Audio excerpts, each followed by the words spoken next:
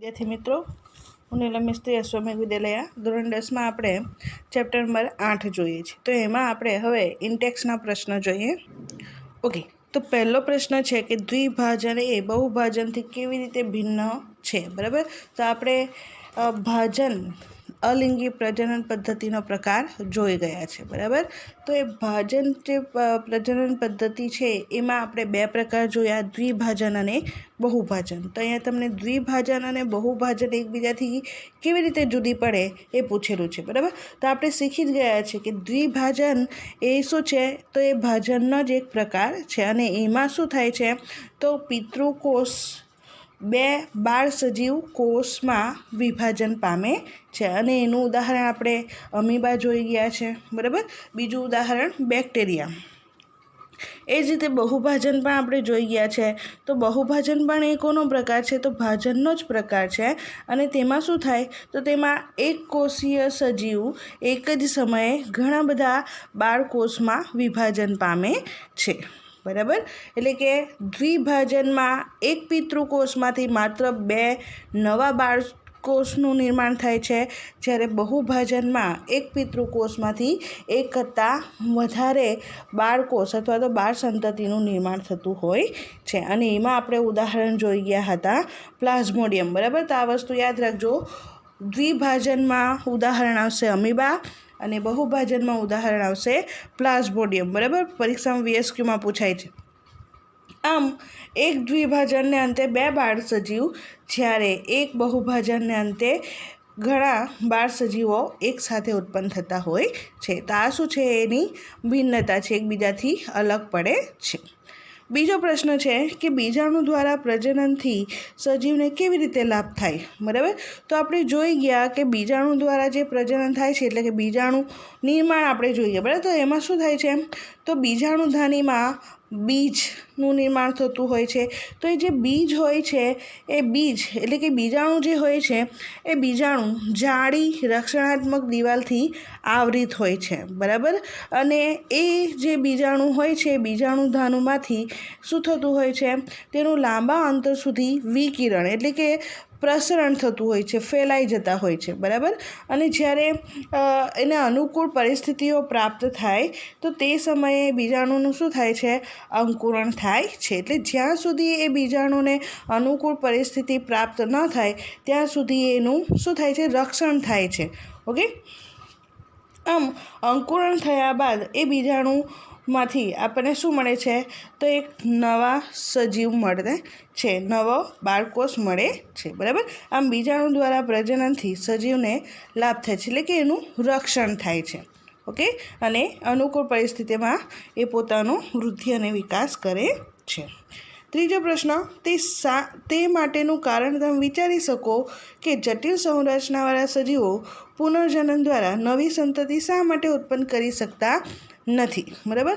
હવે જે જટિલ સંરચનાવાળા સજીવો છે એ પુનર્જનન દ્વારા કેમ પોતાની નવી સંતતિનું નિર્માણ નથી કરી શકતા, તેનું કારણ એ છે કે જે જટિલ સજીવો છે એ જટિલ સજીવોમાં વિવિધ કોષોના પ્રકાર આવેલા છે અને તેઓ વિવિધ ચોક્કસ કાર્ય કરતા હોય છે, બરાબર। આ ઉપરાંત જે કોષો હોય છે એ કોષો ભેગા મળીને પેશીઓની રચના કરતા હોય છે અને પેશીઓ ભેગી મળીને શાની રચના કરે છે, અંગોની, બરાબર। આમ જટિલ સજીવો પેશીઓ અને અંગો પણ ધરાવે છે।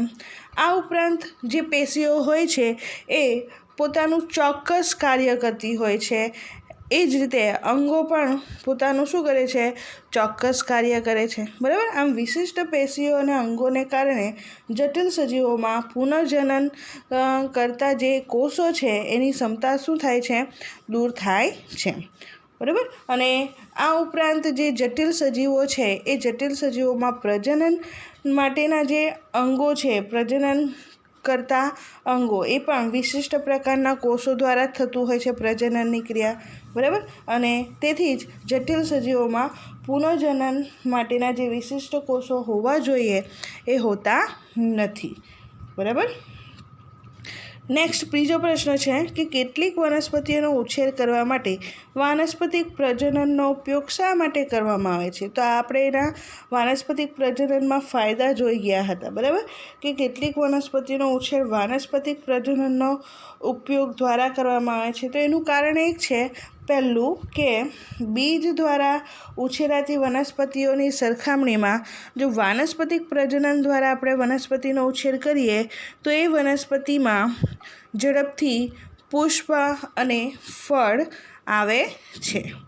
બીજું કારણ એ છે કે જે વનસ્પતિઓ પોતાના બીજ નિર્માણની ક્ષમતા ગુમાવી દીધી હોય તો તે વનસ્પતિને આપણે વાનસ્પતિક પ્રજનન દ્વારા ઉછેરી શકીએ છીએ. અને ત્રીજું કારણ એ છે કે પેઢી દર પેઢી જે આપણને લક્ષણો જોઈએ છે એ લક્ષણો આપણે વાનસ્પતિક પ્રજનન દ્વારા જે તે છોડમાં મેળવી શકીએ છીએ. ઓકે, લાસ્ટ પ્રશ્ન છે કે ડીએનએની પ્રતિકૃતિ બનાવવી પ્રજનન માટેની આવશ્યકતા કેમ છે? બરાબર, એટલે કે ડીએનએની પ્રતિકૃતિ બનાવવી શું એ પ્રજનનની ક્રિયા માટે જરૂરી છે? તો હા, એ જરૂરી છે. એનું કારણ શું છે? તો પિતૃની જે સમગ્ર જનીનિક માહિતી હોય છે તેમની બાળ પેઢીમાં ડીએનએ દ્વારા શું થાય છે?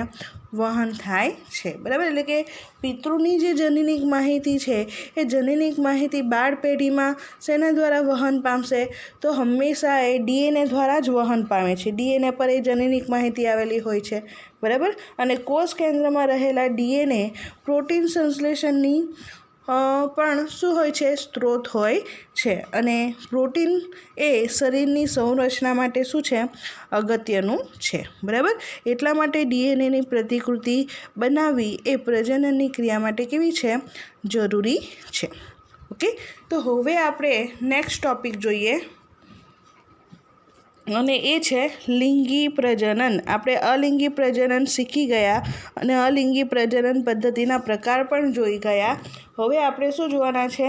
લિંગી પ્રજનન. ઓકે, તો આપણે પ્રજનનની એ પદ્ધતિથી પરિચિત છીએ કે જેમાં શું થાય? સંતતિ ઉત્પન્ન કરવાના હેતુથી સંતતિ ઉત્પન્ન કરવા માટે બે વ્યક્તિઓની ભાગીદારી હોય. બરાબર, તમે લોકોએ ક્યારે પણ એવું નથી સાંભળ્યું કે આખલાએ વાછરડાને જન્મ આપ્યો કે પછી કોઈ એકલી મરઘી દ્વારા નવા મરઘાના બચ્ચાની ઉત્પત્તિ થઈ. બરાબર, એવું આપણને સાંભળવા મળ્યું નહીં. એવું આપણને સાંભળવા મળ્યું નથી. બરાબર, તો આવા જે સજીવો હોય છે એ સજીવોને નવી સંતતિ ઉત્પન્ન કરવા માટે નર અને માદા બંને લિંગોની જરૂરિયાત હોય છે.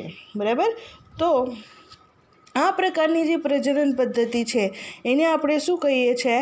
લિંગી પ્રજનન પદ્ધતિ કહીએ છીએ. બરાબર, એટલે પ્રજનન પદ્ધતિના બે પ્રકાર છે, એ અલિંગી પ્રજનન પદ્ધતિ અને લિંગી પ્રજનન પદ્ધતિ. ઓકે, જેમાં અલિંગી પ્રજનન પદ્ધતિ આપણે શીખી ગયા છે અને હવે આપણે જે જોવાના છે એ કઈ પ્રજનન પદ્ધતિ?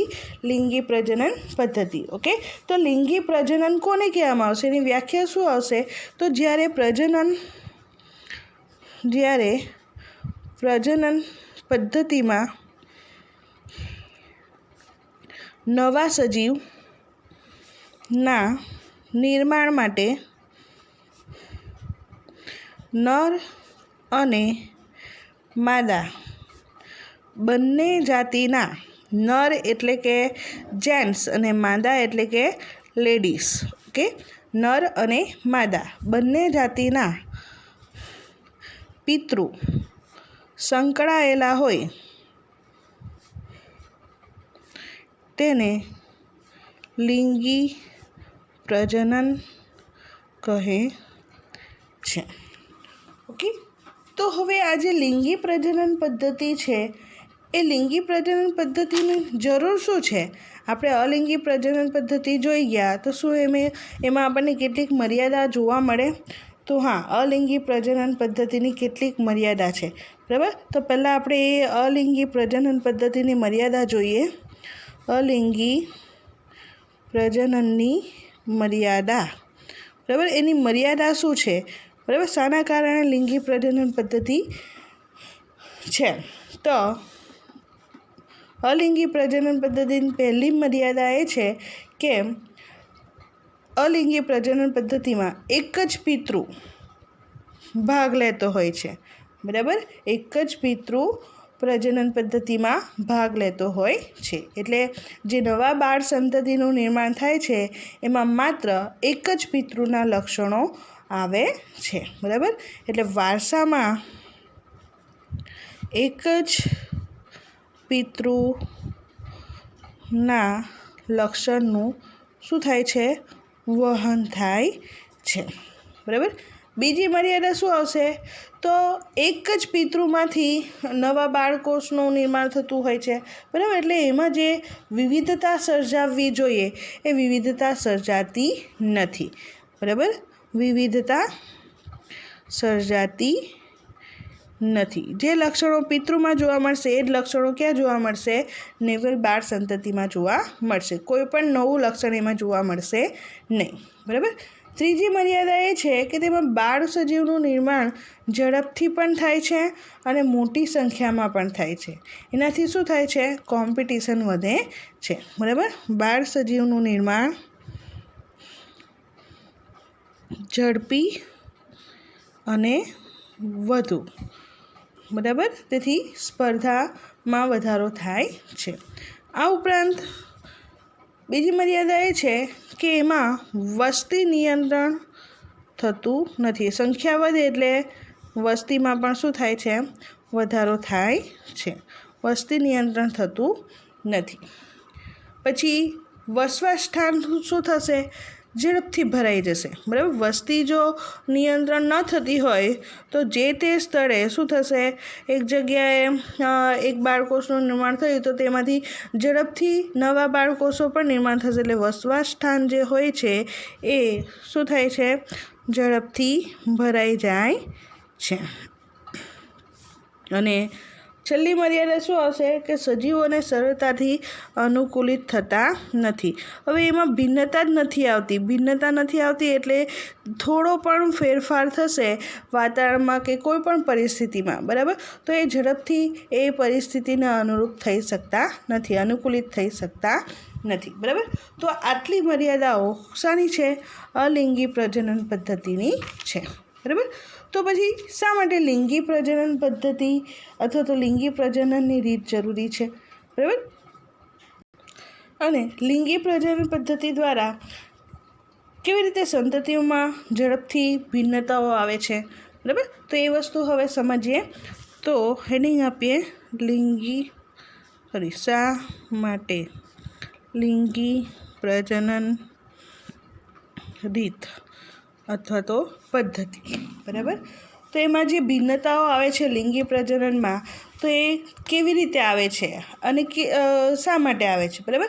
તો અહીંયા લિંગી પ્રજનન પદ્ધતિ છે એટલે આપણે વ્યાખ્યા જોઈ જ ગયા છે કે લિંગી પ્રજનન પદ્ધતિમાં નર અને માદા બંને જાતિના પિતૃ સંકળાયેલા હોય છે, બરાબર. એટલે કે એક પિતૃકોષમાંથી બે બાળકોષોના નિર્માણમાં ડીએનએ પ્રતિકૃતિ તેમજ કોષીય સંગઠનનું જે સર્જન સંકળાયેલું છે એમાં ડીએનએની પ્રતિકૃતિની ટેકનિક હંમેશા કેવી હોય છે? સંપૂર્ણ ચોક્કસ નથી. અને લિંગી પ્રજનનમાં નર અને માદા પ્રજનન કોષનું સંમિલન થાય છે. હવે આ જે પ્રજનન કોષનું નિર્માણ થાય છે તે દરમિયાન ડીએનએ પ્રતિકૃતિમાં સર્જાતી ભિન્નતા અનુગામી પેઢીમાં વહન પામે છે, બરાબર. એટલે કે આપણે અલિંગી પ્રજનન પદ્ધતિમાં જોઈ ગયા કે એક પિતૃકોષમાંથી બે નવા બાળકોષનું નિર્માણ થાય, પરંતુ ત્યાં જે ડીએનએની પ્રતિકૃતિ તૈયાર થાય છે તે કેવી હોય છે? એની જે ટેકનિક છે એ સંપૂર્ણ રીતે યથાર્થ નથી. એમાં કેટલીક ત્રુટિઓ અથવા તો ખામીઓ પણ ઉદ્ભવતી હોય છે અને એના કારણે એમાં શું આવે છે? ભિન્નતા આવે છે, બરાબર. પરંતુ એ જે ભિન્નતા છે એ વ્યક્તિગત રીતે ત્યાં ફાયદાકારક હોતી નથી, બરાબર.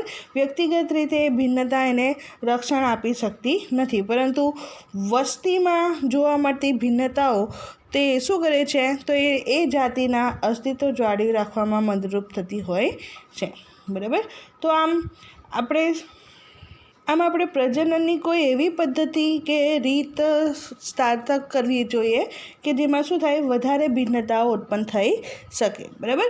તો એ કઈ પદ્ધતિ છે? તો લિંગી પ્રજનન પદ્ધતિ, જેમાં શું થાય છે, નર અને માદા બંને પ્રજનન કોષનું સંમિલન થાય, બરાબર. એટલે કે બંને પ્રજનન કોષ મળે છે અને પ્રજનન કોષ દરમિયાન ડીએનએ પ્રતિકૃતિ સર્જાતી હોય છે અને એ ડીએનએની પ્રતિકૃતિ અનુગામી એટલે કે આગળની પેઢીમાં શું કરે છે, વહન પામે છે. હવે આ જે પ્રત્યેક ડીએનએ પ્રતિકૃતિમાં નવી ભિન્નતા સાથે પૂર્વવર્ત પેઢીઓની જે ભિન્નતાઓ હોય છે એ પણ સંગ્રહિત હોય છે, બરાબર. એટલે કે લિંગી પ્રજનનમાં નર અને માદા, બરાબર, બંનેનું શું થશે, સંમિલન થશે અને નવી સંતતિનું નિર્માણ થશે, બરાબર. તો નર અને માદા બંનેમાં જે ભિન્નતા હોય છે એ બંને ભિન્નતા શેમાં જોવા મળશે, નવી સંતતિમાં જોવા મળશે, બરાબર. એટલે કે આ જે નવી સંતતિ છે એ નવી સંતતિમાં નવી ભિન્નતા તો આવશે જ, પ્લસ આગળની પેઢી એટલે કે નર અને માદા બંનેમાં જે ભિન્નતા હોય છે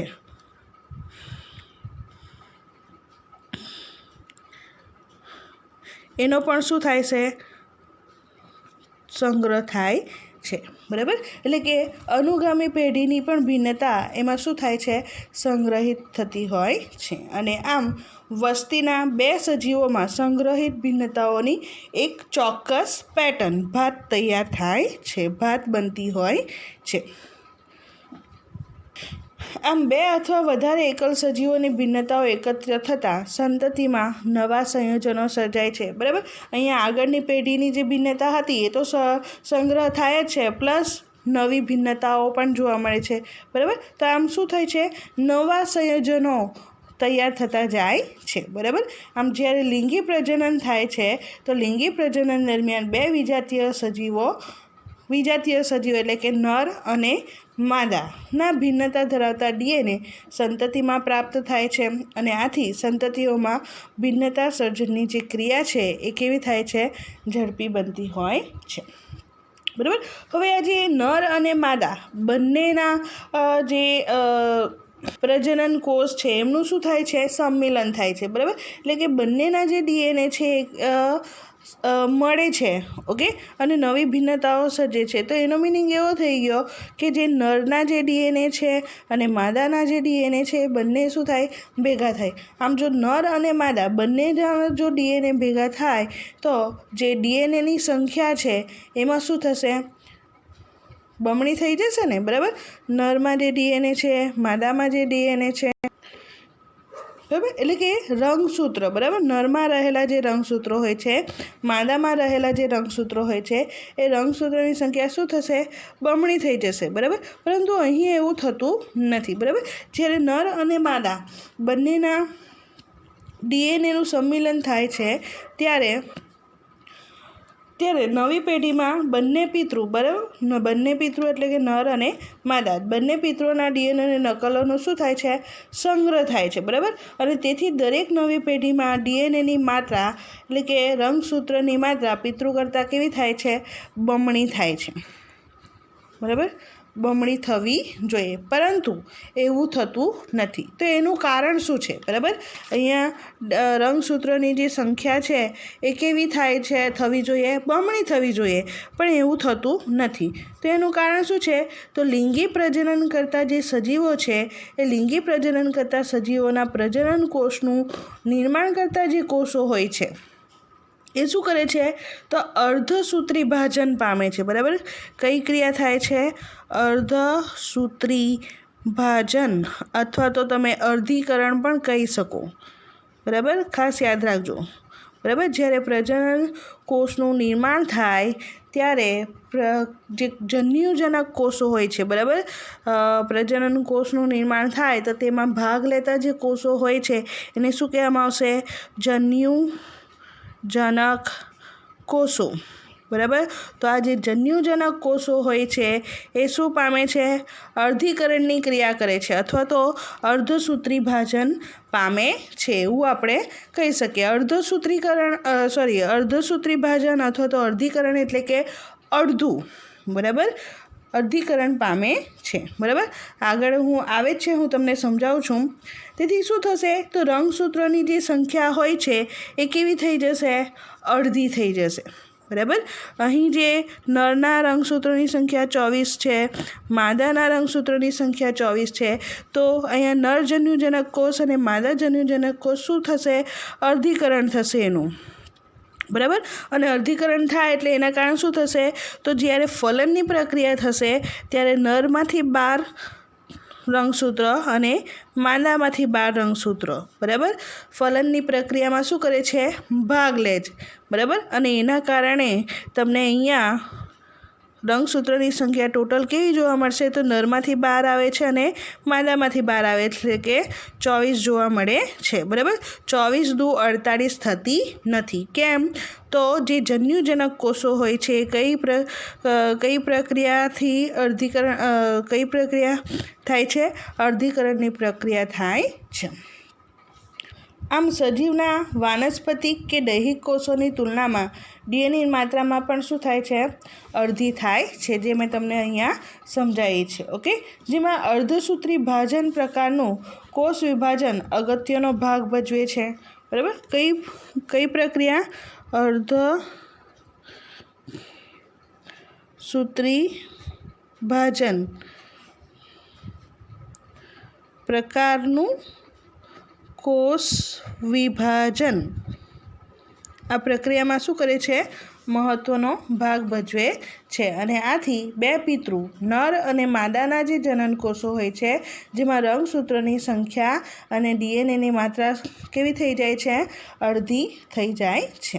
ત્યારે તેઓ લિંગી પ્રજનનમાં સંયુગ્મન પામે છે અને ફલિતાંડ બને છે. અને બાળ પેઢી કે સંતતિના રંગસૂત્રોની સંખ્યા અને ડીએનએની માત્રા પિતૃ જેટલી પુનઃસ્થાપિત થાય છે. જેમ કે ઉદાહરણ તરીકે તમને સમજાવું છું. ધારો કે આ મનુષ્ય છે. બરાબર. મનુષ્ય તરીકે અહીંયા નર અને અહીંયા માદા. બરાબર. તો રંગસૂત્રની સંખ્યા કેટલી થશે? તો નરમાં પણ રંગસૂત્રની સંખ્યા કેટલી છે? 46. બરાબર, રંગસૂત્રો. અને માદામાં પણ કેટલી છે? 46. બરાબર. જ્યારે બંનેના રંગસૂત્રોની સંખ્યા કેવી છે? 46. બરાબર. એટલે જ્યારે પણ ફલનની ક્રિયા થશે તો 46 વત્તા 46 બમણું થઈ જાય, પણ એવું થતું નથી. તેનું કારણ શું છે? તો જ્યારે જન્યુજનક કોષો હોય છે એનું શું થાય છે? અર્ધીકરણની પ્રક્રિયા થાય છે. બરાબર. અને અર્ધીકરણની પ્રક્રિયા થાય એટલે કે અહીંયા 46 હોય છે તો એના 23 રંગસૂત્ર અને અહીંયા 23 રંગસૂત્રો ફલનની પ્રક્રિયામાં ભાગ લેતા હોય છે. બરાબર. અને જ્યારે ફલનની પ્રક્રિયા થશે ત્યારે ફલનની પ્રક્રિયા, બરાબર, તો ફલનની પ્રક્રિયા થાય ત્યારે નરના 23 રંગસૂત્ર અને માદાના 23 રંગસૂત્ર એટલે કેટલા ટોટલ થઈ જશે? 46 થઈ ગયા. બરાબર. એટલે પિતૃના જે રંગસૂત્રની સંખ્યા હોય છે એ પુનઃ તમને ક્યાં જોવા મળે છે? સંતતિમાં જોવા મળે છે. ખ્યાલ આવ્યો બધાને? બરાબર. તો આ રીતે અર્ધીકરણની પ્રક્રિયા દ્વારા શું થાય છે? તો ફલિતાંડની રચના થતી હોય છે જેમાં રંગસૂત્રોની સંખ્યા પિતૃ કોષ જેટલી જ પુનઃસ્થાપિત થતી હોય છે. બરાબર. તો આ જે ફલનની પ્રક્રિયા થાય છે તો ફલનની પ્રક્રિયા દ્વારા જે આપણને મળે છે એને ફલિતાંડ તરીકે ઓળખવામાં આવે છે અથવા તો એને યુગ્મનજ તરીકે ઓળખવામાં આવે છે. બરાબર.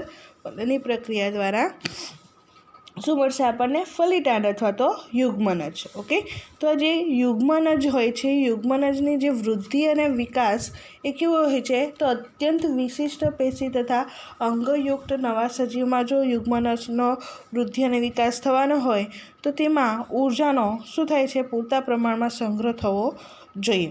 અને અત્યંત સરળ સંરચનાવાળા સજીવોમાં સામાન્ય રીતે 2 પ્રજનન કોષોના આકાર તેમજ કદમાં વિશેષ ભેદ હોતો નથી, એટલે કે જુદાપણું હોતું નથી, અથવા તો તેઓ સમાન આકારના પણ હોઈ શકે. પરંતુ જેમ જેમ આપણી જે શારીરિક શરીર રચના છે એ જટિલ બને તેમ તેમ પ્રજનન કોષો પણ વિશિષ્ટતા પ્રાપ્ત કરે છે.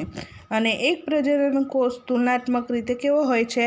મોટો હોય છે, તેમજ તેમાં ખોરાક પૂરતા પ્રમાણમાં સંચય પણ પામે છે. જ્યારે બીજો પ્રજનન કોષ હોય છે એ પહેલા પ્રજનન કોષની તુલનામાં નાનો હોય છે, તેમજ તે વધારે પ્રચલનશીલ હોય છે, બરાબર, એટલે કે ઝડપથી પ્રચલન કરી શકે, એક જગ્યાએથી બીજી જગ્યાએ સ્થાનાંતર કરી શકતો હોય છે.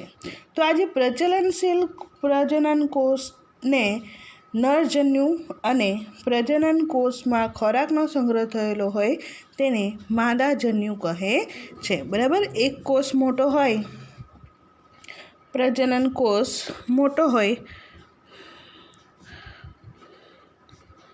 તેમાં શું થશે? તો ખોરાકનો સંગ્રહ થશે, બરાબર. અને બીજો પ્રજનન કોષ નાનો હોય તો તે વધુ પ્રચલનશીલ હોય છે, પ્રચલનશીલ હોય છે, બરાબર.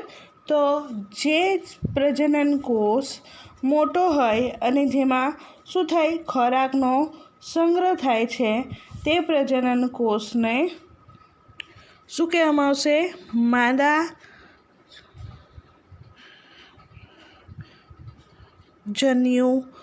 કોષ. ઓકે. અને જે કોષ વધુ પ્રચલનશીલ હોય છે તેને નરજન્યુ કોષ તરીકે ઓળખવામાં આવે છે, બરાબર. તો ખાસ યાદ રાખજો, નરજન્યુ કોષ કોને કહેવામાં આવશે? તો વધુ પ્રચલનશીલ કોષ કે જે કેવો હોય?